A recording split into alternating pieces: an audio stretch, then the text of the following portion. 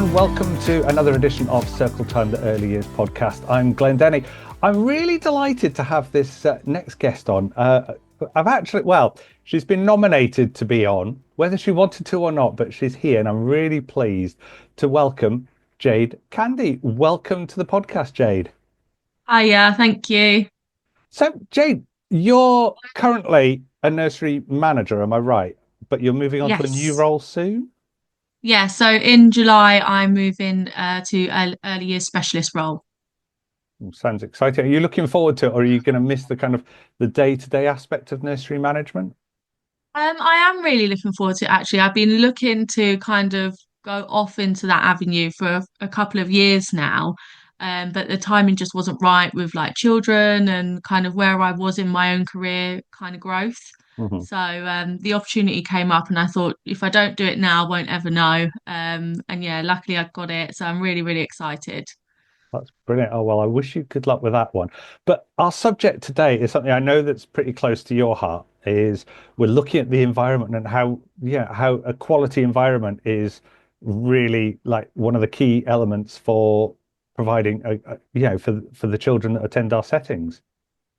Yeah, it's something I'm really passionate about, and so that I have a big focus on in my nurseries that I've managed previously, and the one that I'm in now is looking at how enabling the environments are for the children and the staff to grow their learning as well. So if you're kind of walking into a new setting, where's the best place to start? I would definitely say do the tour first, start from babies and work your way through to preschool. See what the scaffolding is in terms of their learning and their growth and where they move up through nursery until they get to preschool and how they're getting ready to leave nursery for school or, future endeavours. And then kind of seeing what the learning opportunities are for them within their environments and kind of their fascinations and their provocations and everything like that, and kind of what planning is it? Is it planning in the moment? Is it child led? And kind of going from there and just seeing what their intent is for the children. I think that's the important thing. I know one of the things I do with the team in my setting is why. I think that's a really important question, isn't it? Really massive, important question. I do a lot of training on that in my staff meetings as well, is the why. And when I've just currently taken over a new nursery in the middle of February, and we held a staff meeting and we got the teams to set up an activity and look at their environments to say, is this something that you're interested in? Is this something that you want to play with and engaging? So I'm a firm believer is if you're not interested in it, then you're not going to be as engaging Hmm. with the children and in that. So if you find that really boring, you think, oh, that'll do, then that won't do. Let's put something out and, change that area, which is inviting for you as an adult as well, because you're going to have that one-to-one engagement with that child as well. That's actually, yeah, that's kind of one of those moments where I'm like, uh-huh, I get that. So it is that bit where you're in a rush in the morning. It's like, oh, that'll do. I've thrown some crayons on a table there. That'll be fine. But it's not really, is it? You want to give them the best, don't you? Yeah, absolutely. And I'm a big kind of believer in messy play as well and creating those environments of getting, down and dirty with the children and not being afraid of getting messy with them and kind of Hmm. watching them explore and, build those muscles up with the corn flour and the shaving foam and the mud and the sand and everything. And it does only take, a few minutes to tidy up after. And I just think, for that 10 minutes of amazing engagement and having Hmm. that outstanding practice with that child and what they're learning from that and getting those next steps and those observations in is kind of, amazing to watch and see. And the tidying up after is nothing. We're there for 10 hours. Yeah, there's plenty of time for that. Exactly. So one of the things I've found as well, not just with my own setting, but having done training in various other places, I feel sometimes that some practitioners just maybe don't know where to start with maybe looking at invitations and provocations. Is this something you work on as well with them? Yeah, so when we kind of have our staff meetings as well, or when I'm in the room helping out and kind of doing on the floor training with them, and it's kind of bringing those guys as away from that situation, just saying, look around, let's observe what are we learning here? What can we do to improve and extend the areas and the setups that we have? Are the children playing with this sand and dinosaur area? No. Okay, so how can we make that inviting in for them, and what are they going to learn from it? And kind of doing that in the moment piece with them, because then they're learning and they're like, oh yeah, actually I could add this because I know that the children like that, or I can take that away because I know that they're not interested in it. So it's always kind of constantly developing those areas and making sure that they're aware of it. So kind of putting them in that mindset of, oh, okay, this is the morning setup. How are the children engaging within this? Take a step back, look at what we're doing. Okay, how can we make that more inviting for them if it isn't inviting already? Mhm. I know it's one of those bits. I think there was a valuable piece of um, kind of something I was a kind of bit of armor I was given, or a bit of something for my tools that I was given from somebody who worked in early years for heaps of years. And she said to me, it's like, go out of the room, then come back in on your hands and knees, and you can see it from the child's perspective as well. So you're seeing what they're seeing at their level. And is it inviting? Is it engaging? Is it set up right as well? And I think that's quite an important thing to do. Yeah, massive. I mean, with the nursery that I've just done recently, I decided to change the whole nursery around and move all the rooms. So 3 rooms, which was a massive project. But the Hmm. preschool were in a room where they didn't have, open play to the garden, like a quality sand area. And then we had the kind of toddlers downstairs that had that available but wasn't utilizing it. And that's when I saw that actually there was a lot of older school leavers that were getting really bored quite quickly. And, we're still not until kind of August, July where they start getting bored and you can kind of see that they're ready to go to school. I could see that now in kind of like March. So I was like, we've got to change this up. And I took it to the team and I said, this is my idea. I know it sounds absolutely bonkers, but I'm with you 100% of the way. I want to change the whole rooms around and move 3 rooms over. So the downstairs becomes the whole preschool area. And everyone was on board, and we actually done it over, I think, 4 days in the end. And now the preschool children are so different from where they're settled downstairs, and they have Hmm. free flow into the garden. And then we've created another room that is just a complete sand area with loose parts in it for them, and they have free access to that as and when. And you wouldn't think that there was 35 preschoolers in there. So again, it's coming out of that room, going back in and going, whoa, this maybe isn't working. What can we do to, change this up? As well, it was like the fresh set of eyes of you going in and going, hmm. But then, do you think there was also a mindset? And I'm not saying it in a negative way against your staff, but do you think this is the way it's always been, so we can't change that? And they just needed somebody fresh to come and say, well, yes, you can. Yeah, I think change is always scary for Hmm. anyone and everyone. I mean, I really embrace change now, but has taken me a long time to kind of get there. And I think, like, kind of humans in general just don't like change. And you've got, especially in early years, there's always change happening. And I think, Hmm. like, I learned that very early on when I started managing 5 or 6 years ago, that actually you need to start embracing change. So it's kind of making sure that the staff know that you're going to support them with that change, and it's going to be positive, and it's always going to be for the children, and making sure that the child is at the center of that, and it's not kind of just because you feel like it, or it's going to make their lives easier. It's going to make sure that these children are going to get the best that they possibly can from us. And the guys actually were really really on board with it, and they was like, oh, I can't believe we didn't think of this before. So yeah, it's always nice to have a set of fresh eyes in. I know, like, I invite my regional manager in and my other regionals in to my nursery quite a lot, just to say, what is it? What can we do to change up? Because Mm. obviously, when you're in there for a long time, you kind of do get your blinkers on, and it's nice to have those fresh pair of eyes and get those different opinions as well. Yes, it is interesting. Is that bit where, I mean, if I'm making changes, um, then I kind of want everybody on board, like you said, you want everybody on board. But equally, I mean, I've had something where I mean, I like telling the story. I'd gone for my lunch break because I'm quite a small setting, and I'd gone for my lunch break, and I came back, and the entire over twos room was just in bits. It was everywhere, and I'm like, I've been gone for 20 minutes. What happened? And they're like, oh, we just thought we'd change it around. My first question was, why? And the thing was, they came back to me and I'm like, okay, carry on, bye. Yeah, as long as they can give you the why and it's beneficial for the children, absolutely, I will support that 100%.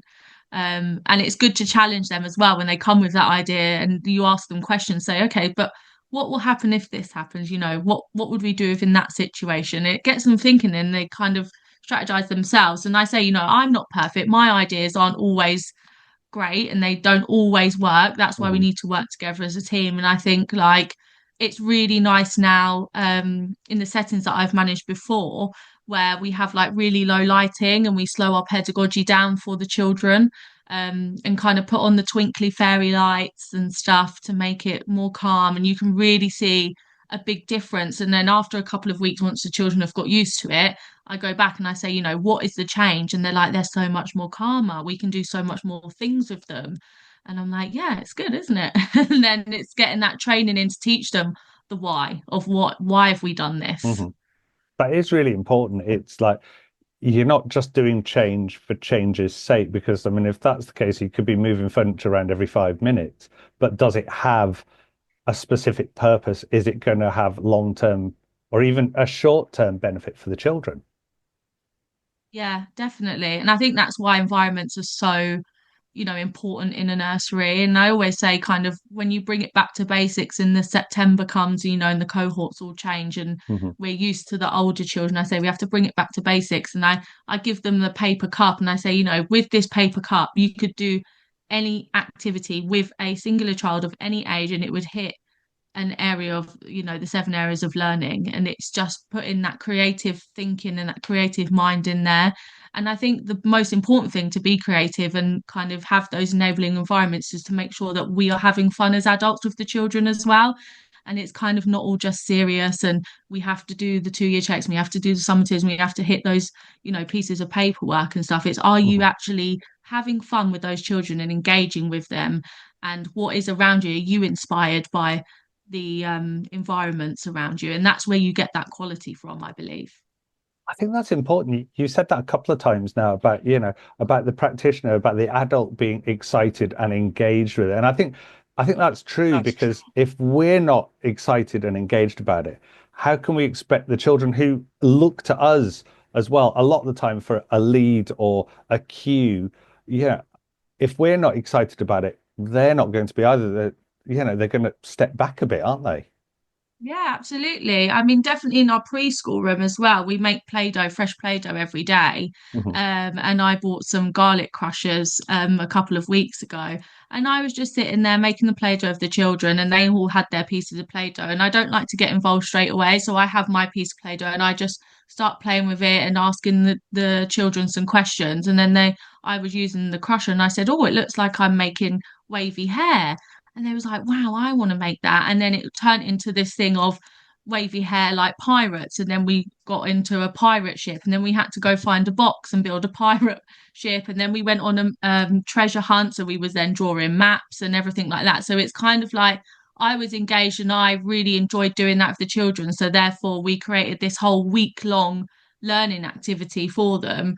And then we was reading like Snail and the Whale from Julia Donaldson because it had like Hmm. the sea in it and everything like that. So it's kind of that constant story of everything changing and going on. And I got so many learning opportunities out of that for the children. They learned so much as well. And I think that's what the staff need to see. Like, it's not Latin, it's literally just you have fun with those children and you can then see their awe and wonder coming out from them. I love that expression, awe and wonder, because that's what it should be about. Children are natural explorers. They've got a natural curiosity about things. And I love elements of, like, I'm a big fan of going to a charity shop. I mean, there's a place near where I live, and it's absolute nonsense stuff. And you can fill a bag for £2. And I'm like, it is probably one of my most visited shops ever. But the things I can get from there and then put them out, and I'm like, I'm buzzing with curiosity about what could this do? What is this about? I've got this little metal, like it was an old cash box, but it looks more like a treasure box. And I'm like, you bring that out and you can fill it with things. And like you say, that one object or that one activity can lead on to so much more. Yeah, I absolutely love charity shops and car boots to buy loose parts and everything for the children, especially kind of like jewelry, hats, purses. You can lead it on to so much, especially World Book Day that obviously we've just recently had, and we've Mhm. done shows and puppets and everything like that. And then one of the latest things that we've got going on is the overhead projectors where you can Yeah. make shadow puppets, and then with the loose parts making different faces, and that they could just spend ages doing that. And I think when a child is that engrossed, it doesn't necessarily mean that we have to get involved. It's also just Mhm. observing, but seeing their little minds, kind of tick over and how they involve other children, that peer on peer as well. It's so good for their learning. It's important as well. Like, we have the term invisible child that we quite often use. And it's that quiet child that doesn't really want to engage as that one on the sideline. And again, with, the adult with that curiosity and that, what what they're engaged with and what they're excited about, that quiet child, that invisible child will be drawn into it. And you're then bringing them in to the rest of the group who are wanting to join in as well. Yeah, definitely. And I think that's why it's really important to have like the low lighting, like from the curiosity approach and the hygge and everything like that, because it allows those kind of children that don't have those big personalities to kind of come out of their shell as well and have that time, because it Mhm. calms everyone else down and it's nice. And I think as well, like they're not as invisible. Children shouldn't be classed as visible. And you have those staff members that will notice that, oh, you're in a small group. Let's go and kind of see what you're doing. And then more will follow. And that's how then it becomes one of those big pieces. Definitely, it's about building that trust with the child because, you've got to do that. Like the child's not going to instantly trust you. And by engaging in the play and engaging in that curiosity and that awe and that wonder, then the child's going to say, well, you're just like me. You want to play and I kind of want to play and I trust you more, so I'm going to do that as well. Yeah, and just sitting with them and having a chat sometimes really helps them as well. As Hmm. especially at meal times, I always kind of have those little moments of peace and quiet with them and go, what did you do yesterday when you got home? What did you do at the weekend? And kind of talk about what I done as well, because then it's that back and forth conversation, not just kind of question after question to the child, expecting them to answer. Or sometimes I would just say, oh, I can't wait for the weekend because I'm going on a bike ride with my daughter, and then that's when they will go, well, I go on a bike ride with my mummy and daddy. And then that's how you get those conversations as well, to build that resilience of being able to speak up. And I think we focus a lot on emotions as well, even Hmm. from babies at my nursery, because I think, especially for COVID, um, with communication and language and emotions, their resilience is kind of not there.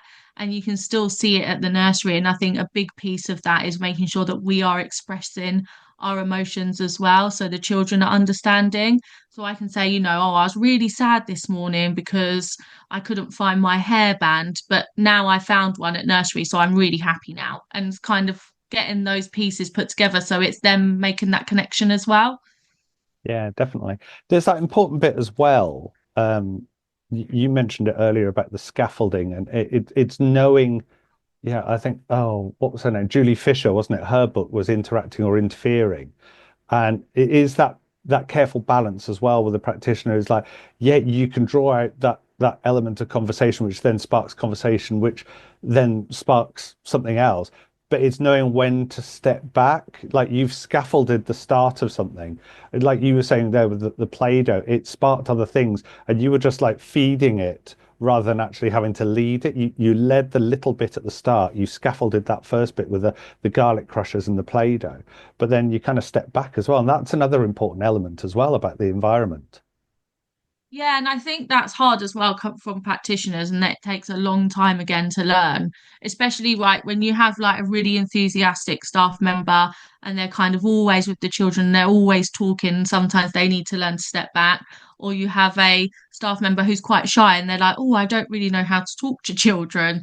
And it's, you don't need to kind of hold back too much, but it's a really fine balance. And I think like again, always being on the floor with your team, with the children, which isn't hard these days because obviously staffing is quite bad in the early years industry as it is, Mhm. but just always making sure that you're giving that 110% and you're kind of showing them as well and then prompting them. And I always teach my staff as well to kind of professionally challenge each other and me as well, just so they have that confidence because we were all children at one point and we all have our own personalities and we're not all kind of bold and outgoing and know everything. And I even learn things from my practitioners when they set up Mm. activities and I go, oh my gosh, that's such a good idea. Like that's really good. What could we do next with that? And then we add music and bubbles and stuff. And it's just kind of again bringing that fun element back to it. And it's nice when the staff come to me at the end of the day and go, oh, I've had such a good day today. And I'm like, good, because you should wake up every morning excited to come to work and think, oh, what are we going to do today with the children? They really enjoyed that yesterday. Should we do that again? Or should we add this with that as well? And kind of getting that excitement back. Definitely. I think it is. I mean, I think we can all acknowledge it is a hard job and you're constantly on the go. And like you say, you could be working 10 hours a day. But if we're making it an exciting and fun place to work where we're actually engaged in what we're doing, the day actually just flies by. And like you say, you wake up and excited, you can pick an element of the day where you think, that went really well. I loved that. Yeah, yeah. And I think the days do go fast, and especially as a manager, because you're juggling everything under the sun as well. But I think that's the most important thing. And that's where you get kind of like staff retention from as well, is if they're happy and they're excited and they're looking forward to coming to work, then they're less likely to kind of jump ship and go to somewhere else Mm. that is offering, a silver spoon and stuff. And I think that is where it's hard with staffing as well, because everyone is so competitive and where they say that they'll offer one thing and we don't, or we do offer it, but they don't realize and stuff. And it's just making sure that we're engaging with the team to ensure that they're enabling the quality that they're giving the children as well. Because it's not always about environments, it's about the quality that we're giving the interaction wise. So yeah, you're right. I mean, it's that bit where you know we kind of need to give them that element of trust and know that if we've given them the right training, the right induction, and we've said to them, look, like with my team, they're free to try any idea so long as they can tell me the why. I'm happy for them to do that because I think you should be free to do that. It's your room. You do it how you feel, and that's come from a nursery I worked at where it was my room. I was free to run it any way I wanted, so long as I was working with all the policies, but I could run it my way. And that was great. That was very freeing. That was very open. And I just wanted to stay there. The only reason I moved was because I moved out to the area. So, there is that kind of that element of, trust and learning from each other, like you said as well. Yeah, and I think that again, that's the reason why I've been with the same company for 13 years, is because I have that freedom. And again, from an unqualified practitioner all the way up to management, I've always been had a good relationship with one of my seniors to say, I really want to do this and this is why.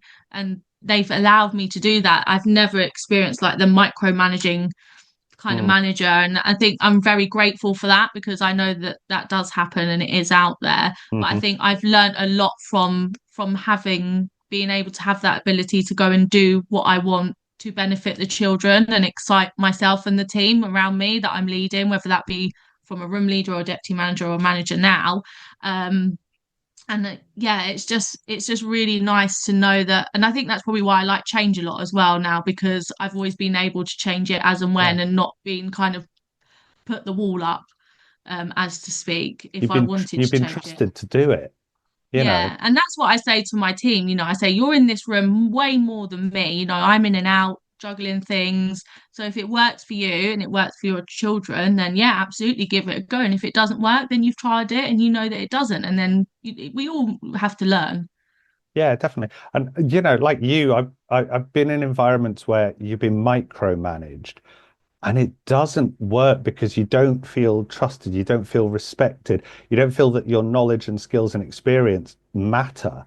Whereas I think if you give staff the freedom, those environments will grow because they want to grow it. They want to grow their toddler room or their baby room or their preschool room because they're trusted to do it. And that's really important. Yeah, definitely. And I think as well, like if you're in a not great environment in terms of like leadership in a nursery, you're not giving that quality to the team to develop the quality that they're given to the children or the environments as well. And I think that's really hard and actually quite sad that people do experience those things because if you speak to my staff, they'll probably say that I'm probably a bit too laid back, but I'm as long as the children are loved, happy, cared for, and having fun, and they are getting what they need out of us, and we're giving that 110% a day, that is what I'm, most happy with. And I never, and I, again, for the team, I always say I never change anything for any reason other than benefiting the child. And we always have to bring it back to the child being in the center of everything. Definitely. And yeah, you used a word there, and I was so overjoyed to hear you say that because I don't think we say it enough in early years. I mean, certainly one nursery I was in, we were told never to use it. And you said, so long as the children are loved. And I'm like, yes, like it needs to be there. If you're loving the children, you love who you're working with, that includes the children. I love my colleagues and I love the children. That as we know as adults, and we should put that into perspective that there is all different types of love. There's the love Yeah, that it's you have for your professional partner, there's love. the love that you have for your children, there's love that you have for your friends, there's all that. Why can't we have professional love? And I think you need to do that because if you love the children and love the environment, you're going to love your job. Yeah, definitely. I think professional love is a big thing. There's obviously boundaries, and we've got to learn that. And I Hmm. think, especially teaching the older generation of educators, the professional love boundaries as well. You kind of like the nans of the nursery that Yeah, want to like kiss them and hug them. And I'm like, no, you can love them, but let's not kiss them, kind of thing. That does still happen. But it's always coming from a good place, and it's because they really care. And I think you got to have that passion, and that's the passion, is that love of making sure that children are happy and cared for and looked after, and they're getting the best out of it. The other day I got the a mobile farm in to the nursery, and we got some oh, donkeys and goats and sheep and some bits, and you could just see the children's curiosity of them going there, because again, not all children get to go to a farm and see real hmm. life animals. They either see it in a book or a figurine, and their faces was like wow. And even the staff were like wow, because us as adults, who goes to the farm these days? And it was nice to bring that joy to everyone. And again, it was just buzzing with conversation for the next 2 days. Even mums and dads were coming in going, oh, we learnt about this with the farm and they said this about this. And did you see a white hedgehog? And I was like, yes, we did. And they was like, oh, we didn't think that they existed. So everyone was learning, even mums and dads. That's brilliant. I mean, it's funny, I'm smiling at that because one of my settings, we had exotic animals coming in because we were quite a rural setting. So, farm animals and that was something that we were aware of. Um, but actually seeing exotic animals was something we were, and even though if it's got 8 legs, I'm not interested. I managed to stay in the room, but don't ask me to go near it or touch it. But I had my staff backing me up, going, "You're all right. It's gone." That like, thanks. I can open my eyes. But there was that love for each other, and like you say, the engagement. It was because, and that came from a suggestion from my team, and I'm like, let's make it happen because they've come with this passionate, exciting idea, and they know what they think the children will get from it, and they're right. And I trusted them with it, and I made it happen like you did with the farm. And I think that shows as well. Yeah, it takes a village to raise children. And I think Mhm. even at nurseries, when their mums and dads aren't there, we're their primary carer at that time whilst they're in nursery, and we've got to give them everything that we possibly can. And again, it does take a village, and without the team, where would we be? Yeah, absolutely. It's definitely one of those things where, you know, you have, I mean, who, I can't even remember who it was now. Was it Malaguzzi who said that about the environment is the third teacher or the fourth teacher? I can never remember the exact phrase. There goes my head. But it's equally important that the staff within the room, they're included as part of the environment because they make these things happen as well. Yeah, yeah, absolutely. I think it's such a rewarding career to be in. It has its ups and downs and its moments, but I think when you see the child, graduating from nursery and going to school, and their sibling come in, and then you see them when they're like 8 or 9 years old, and you think, wow, like if it wasn't for us, you may not be able to jump or walk or write, or have the enthusiasm for, art or something like that. And it's just really nice knowing that we're setting them up for life. I know what you mean. I mean, because I've been doing this for forever, and some of my earlier children are in their 30s now, and they've kind of friended me on social media, and I'm like, wow, you're doing this now. You actually work. Like, oh my Yeah. word, where did that time, one, where did the time go? And two, I'm so proud of you. Look at what you've achieved. And I had a small part in that. And, that's no mean feat. And we should be proud of what we do. Yeah, definitely. I mean, even when people, say to me when I'm doing a show round, or, I'm showing one of my seniors around the nursery, and they go, well, how many children do you have? And I say, oh, roughly 150, because they are all my children. Yes, I have two biological children, but I see every child that comes through my nursery as one of mine, because, Mhm. I expect them to have the best quality of care that I would give my children to someone else's child as well. And I think I deliver that, quite early on to my team. So they kind of know what my, vision and mission is of where I'm going kind of with the nursery. Absolutely. Jade, it has been absolutely amazing to talk to you. And, I think we share quite a lot of the same visions and values, but I want to come and visit your nursery at some point. You never know, I might just, Yeah, you just turn absolutely up. can. Oh, brilliant. Well, we have come to the end of the podcast, but it has been absolutely amazing to talk to you. Thank So you. thank you so much, Jade Candy. Thank you, Glenn.